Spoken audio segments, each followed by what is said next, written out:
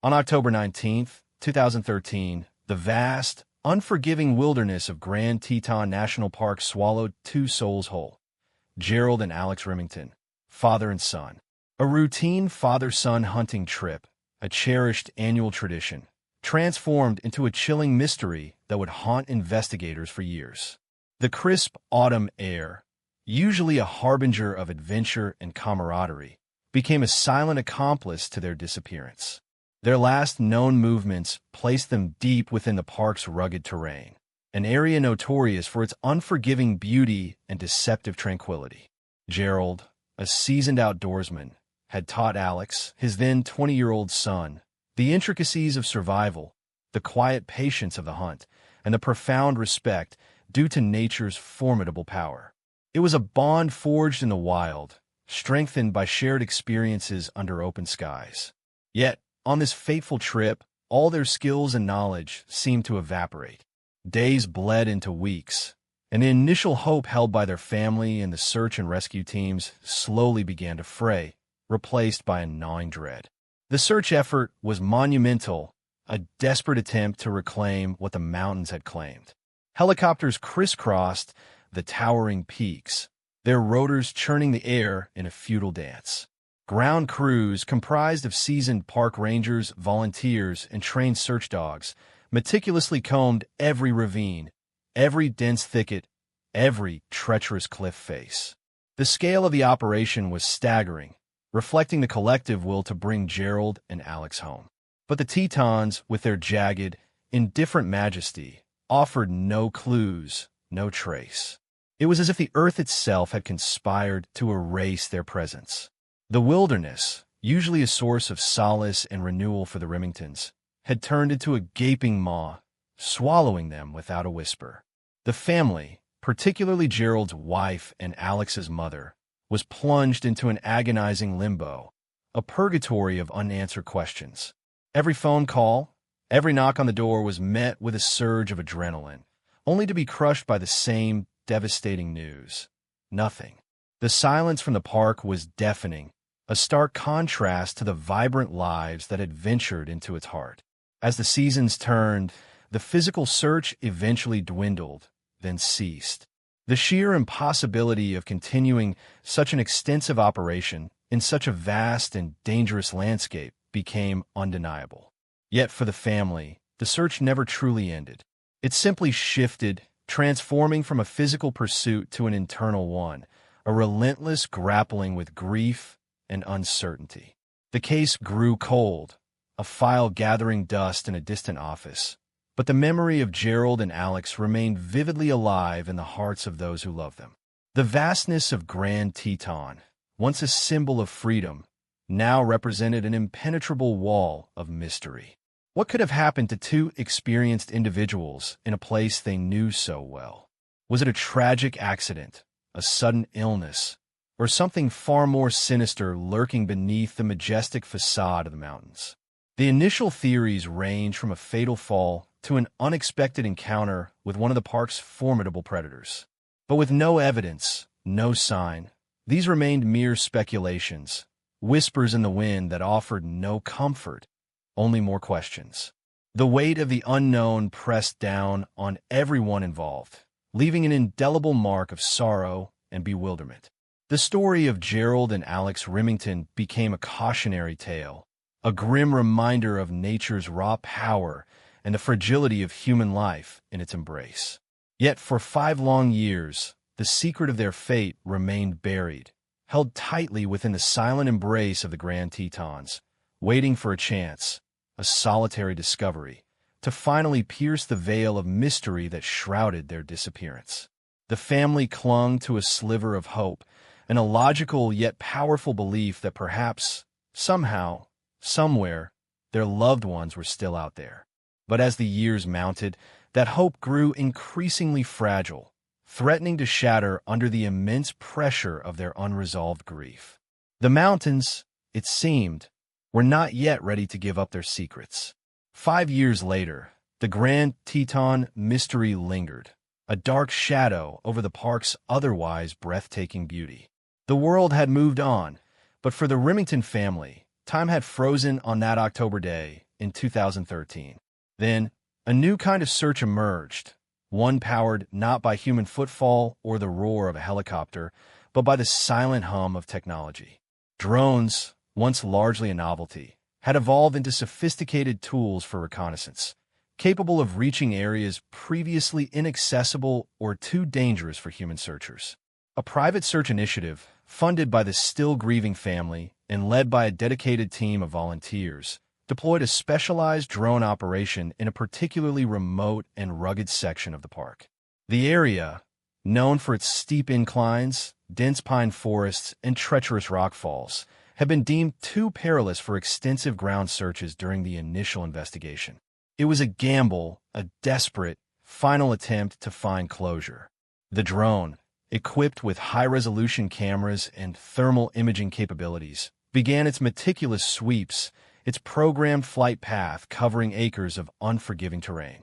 Day after day, the operators pored over countless images, their eyes scanning for anything out of place, any anomaly that might hint at the truth. The monotony was often overwhelming, punctuated only by false positives, shadows that looked like figures, rock formations that mimicked structures. It was a grueling task, demanding immense patience and an unwavering commitment to a cause that, for many, had long since faded into impossibility. The team leader, a former search and rescue volunteer named David, felt the weight of the family's hopes resting heavily on his shoulders. He had seen the quiet desperation in their eyes, the hollow ache that years of uncertainty had carved into their souls. He understood that this wasn't just about finding bodies. It was about finding answers, about bringing a measure of peace to a family tormented by the unknown. Then, on a crisp autumn afternoon, almost 5 years to the day after Gerald and Alex vanished, a faint anomaly appeared on one of the drone's high-definition feeds. It was subtle, almost imperceptible, hidden deep within a narrow, shadowed ravine that had been largely obscured from aerial view during earlier manned helicopter searches. The image flickered, a small, dark shape partially covered by fallen branches and undergrowth. It was too regular to be a natural formation, too distinct to be merely another shadow. David zoomed in, his heart pounding a rhythm against his ribs. The shape slowly resolved into something unmistakable, the glint of metal, reflecting the sparse sunlight filtering through the canopy. It appeared to be a section of a backpack frame, partially buried, its distinctive orange fabric faded and torn, yet still recognizable. A sudden surge of adrenaline coursed through the team. Could this be it? Could this be the breakthrough they had so desperately sought for half a decade? The coordinates were immediately flagged, and a small, highly trained ground team was dispatched, their movements carefully documented. The descent into the ravine was treacherous, the terrain living up to its reputation.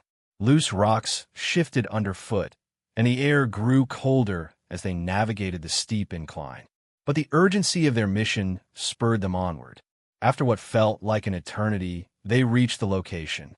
There, nestled amongst the debris of a small rock slide, was indeed a backpack, its contents scattered, but its identity undeniable. On the side pocket, a small, personalized patch bore the name Alex. The discovery sent a jolt of raw emotion through the team.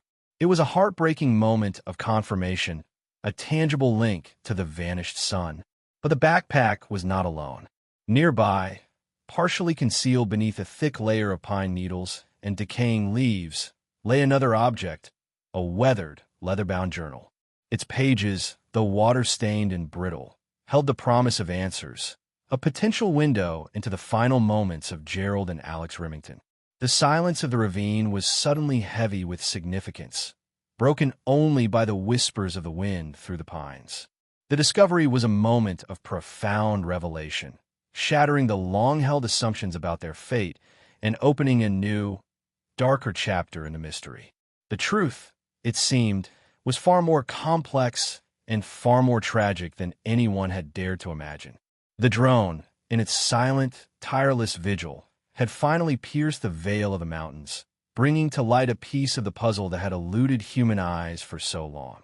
The journal, a modest leather-bound tome, was immediately secured and carefully transported back to the investigation headquarters. Its contents, fragile and water-damaged, promised to be the key to unlocking the 5-year-old mystery. The forensic team worked meticulously, carefully drying and preserving each page, their movements precise and reverent. As the faint handwriting slowly emerged, a chilling narrative began to unfold. It was Gerald's journal, his entries detailing the final, harrowing days of their lives. The early entries spoke of the joyous anticipation of their annual hunt, the crisp mountain air, the thrill of the chase. They painted a picture of a typical father-son adventure, filled with shared laughter and the quiet camaraderie that only the wilderness can foster. He described Alex's excitement, his keen eye for tracking, and their discussions about future trips. But then the tone shifted. The entries grew more sparse, the handwriting more hurried, the words imbued with a growing sense of urgency and dread. Gerald detailed how, several days into their trip, they had stumbled upon something deeply unsettling. Not an animal, not a natural phenomenon, but something man-made and undeniably out of place. He wrote of a makeshift campsite, crudely constructed, hidden deep within a secluded gully. What struck him as odd, and then alarming, was not just the camp itself, but the nature of its contents. Scattered around were remnants of a different kind of human activity than typical hikers or hunters. Odd tools, strange wires, and disturbed earth hinted at something clandestine, something illicit. His description of a small, rusted piece of equipment, almost like an antenna, piqued the investigators' interest. It was unlike anything a recreational outdoorsman would carry. A sense of unease settled over the Remingtons. Gerald, ever cautious, suggested they leave the area immediately, but before they could, they heard voices. The journal then described a terrifying encounter. They had been discovered. The men from the camp, described only as shadows in Gerald's panic scrawl, had pursued them. The hunting trip had transformed into a desperate flight for survival. Gerald's entries detailed their attempts to evade their pursuers, their struggle through the dense undergrowth, the constant fear of being caught. He described Alex's bravery, his unwavering spirit, even in the face of unimaginable terror. The joy of the hunt had been replaced by the primal instinct to survive. The journal revealed their attempts to use their knowledge of the terrain to their advantage, employing evasive maneuvers, trying to double back and throw off their pursuers. But the men, it seemed, were relentless, intimately familiar with the unforgiving landscape. The entries grew shorter, more fragmented, filled with the raw emotion of a father trying to protect his son. He wrote of their dwindling supplies, the cold nights, and the crushing weight of despair. A particularly harrowing entry described a close call, hearing the voices of their pursuers chillingly close, forcing them to hide for hours in a freezing cave. The journal also contained a crude drawing, a sketch of a distinctive, crudely fashioned arrowhead found near the mysterious camp. This detail, seemingly insignificant in the grand scheme of their flight, would later prove crucial. The final entry, scrawled with trembling hands, was a heartbreaking message to his wife, a testament to his enduring love and a plea for someone, anyone, to find them. He spoke of Alex's fading strength, his own growing exhaustion, and the grim realization that their chances of escape were rapidly diminishing. The journal abruptly ended there, a chilling silence on the page that mirrored the vast silence of the mountains. The discovery of the journal and its contents sent shockwaves through the investigative team. The case was no longer a simple missing persons incident. It had become a potential homicide investigation, shrouded in a much darker narrative. The serene beauty of Grand Teton had concealed a sinister secret, a clandestine operation that had tragically intersected with 2 innocent lives. The revelation ripped open old wounds for the family, but it also provided a new direction, a glimmer of hope that the truth, however painful, might finally be unearthed. The initial assumptions of an accident or animal attack dissolved, replaced by a grim determination to uncover the identities of these shadows and bring them to justice. The mountains, it seemed, had witnessed a crime, and Gerald Remington, even in his final moments, had left behind the undeniable evidence. The chilling revelations from Gerald's journal transformed the entire scope of the investigation. What began as a search for missing persons now undeniably pointed to foul play, a clandestine operation hidden within the breathtaking wilderness of Grand Teton National Park. The crude sketch of the arrowhead in the journal became a pivotal piece of evidence. It was an unusual design, suggesting a specific, perhaps artisanal, origin, not something mass-produced. Investigators immediately launched a specialized search for the mysterious campsite Gerald had described. With the drone's precise mapping and additional aerial surveillance, they meticulously re-examined every ravine and hidden gully in the vicinity of where Alex's backpack had been found. After days of intense searching, often battling treacherous terrain and dwindling light, a breakthrough finally occurred. Tucked away in a particularly dense and overgrown section of the park, a small, camouflaged clearing came into view. It was exactly as Gerald had described, a makeshift camp carefully concealed from above and designed for long-term, illicit activity. The air was thick with a faint, metallic odor, and the ground was littered with curious objects. The scene was preserved with extreme care, and a team of forensic experts was brought in. What they found within the camp was deeply disturbing. There were indeed strange tools, the kind used for digging and processing, and lengths of specialized wiring. But the most alarming discovery was a series of crude, smelting pots and discarded rock samples, some still flecked with raw gold. This wasn't a recreational camp. It was an illegal mining operation. The rusted antenna Gerald had glimpsed was recovered, confirming his description. It was part of a rudimentary communication system, designed for short-range, untraceable transmissions, allowing the illicit miners to coordinate without detection. Further investigation of the surrounding area led to a more horrifying find. Hidden beneath a shallow layer of disturbed earth, near the camp, were the partial remains of two individuals. Though badly decomposed after 5 years, dental records and DNA analysis quickly confirmed the identities, Gerald and Alex Remington. The discovery brought a wave of profound sorrow, but also a grim sense of closure for the family. Their loved ones were finally found, their fate no longer shrouded in agonizing uncertainty. The true crime, however, was far from solved. The presence of the illegal mining operation explained the shadows Gerald had written about. These were not just hunters or hikers. They were criminals operating in secrecy, willing to go to extreme lengths to protect their illicit enterprise. Gerald and Alex had stumbled upon a dangerous secret, and in doing so, had sealed their tragic fate. The distinct arrowhead, sketched in the journal, was also found at the camp, further cementing the connection. It wasn't just a random artifact. It was a tool, likely used in the mining process, perhaps for chipping rock or as a makeshift weapon. The sheer audacity of conducting such an operation within a protected national park, an area renowned for its natural beauty and wildlife, was staggering. It spoke to a deep-seated disregard for the law and human life. The investigation now pivoted from finding the missing to hunting down the murderers. The scale of the illicit operation suggested a well-organized group, not merely a few individuals. This wasn't just about gold.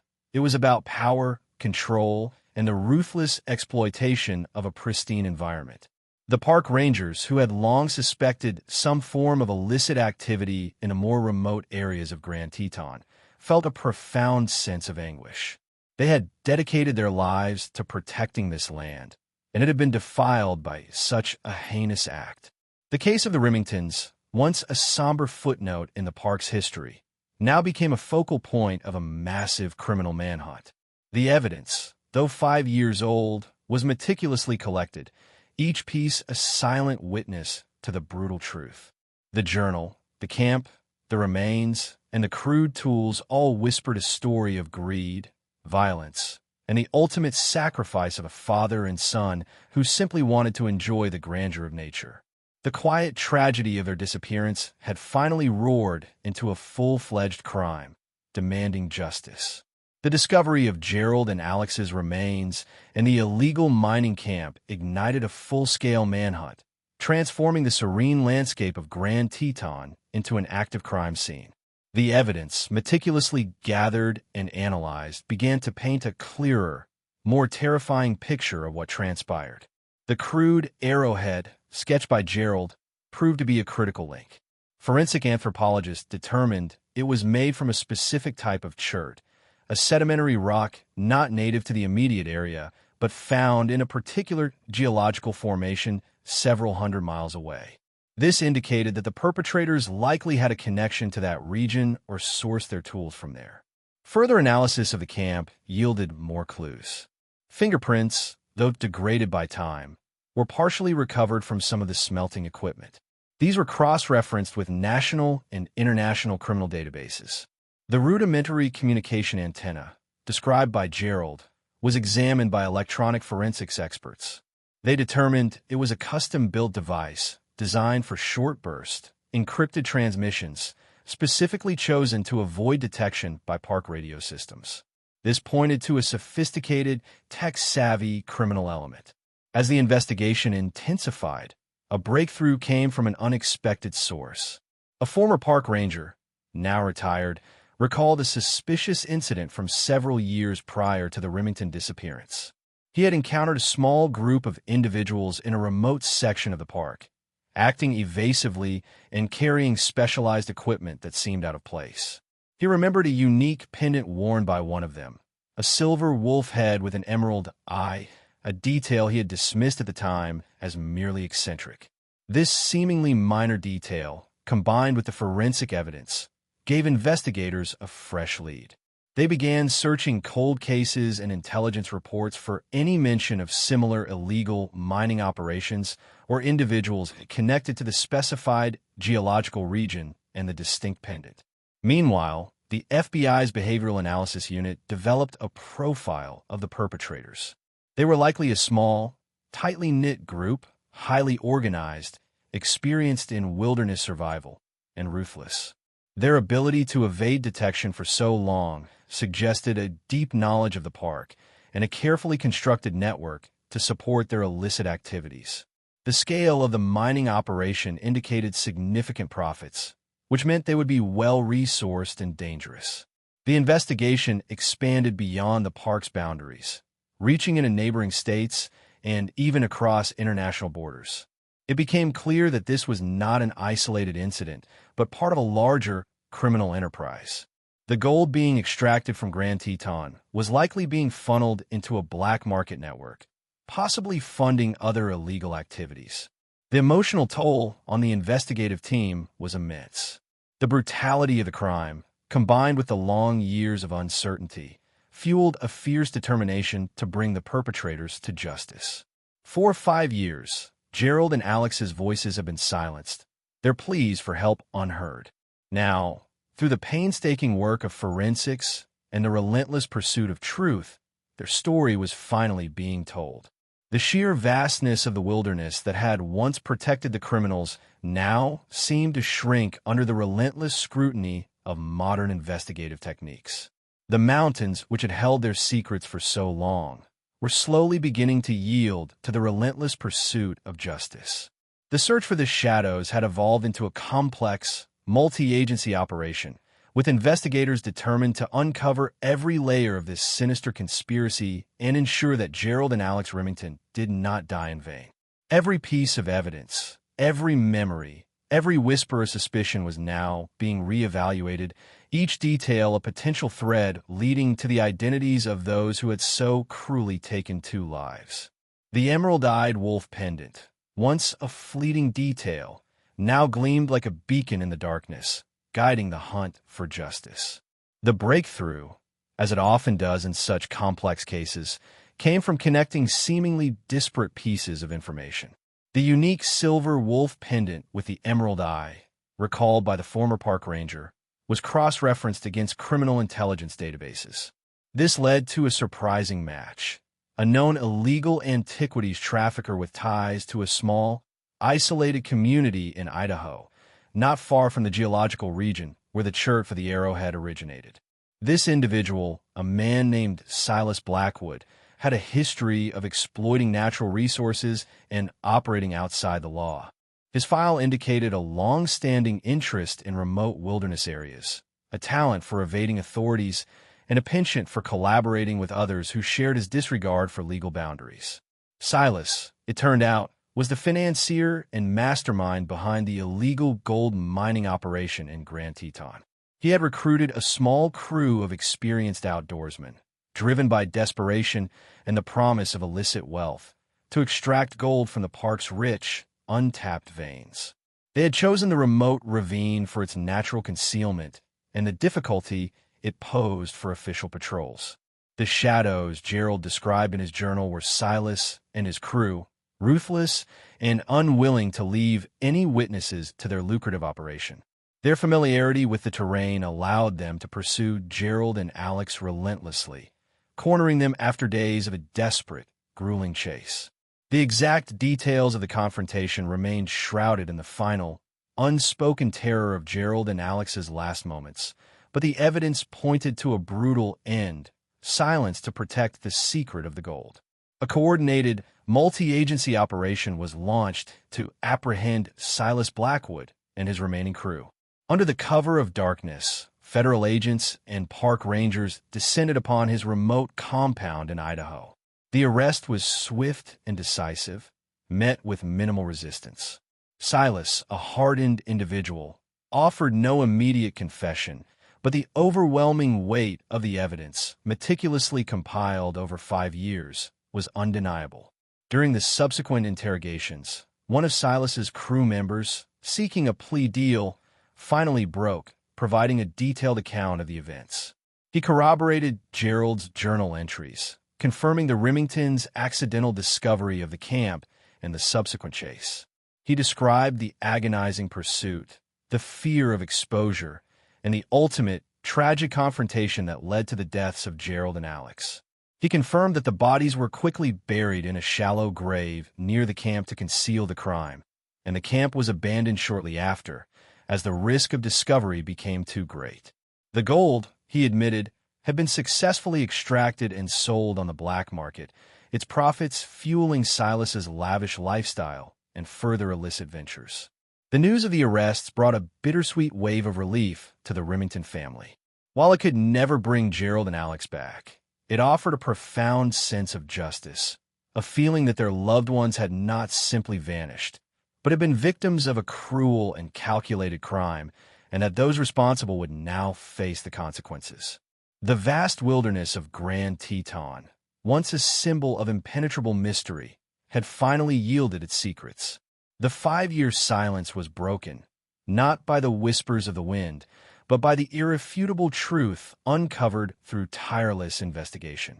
The memory of Gerald and Alex Remington, once confined to a tragic missing persons case, was now permanently etched into the annals of criminal history, a testament to the enduring power of family, persistence, and the relentless pursuit of justice, even against the most formidable of natural and human adversaries. The wild, untamed heart of Grand Teton had finally delivered its verdict.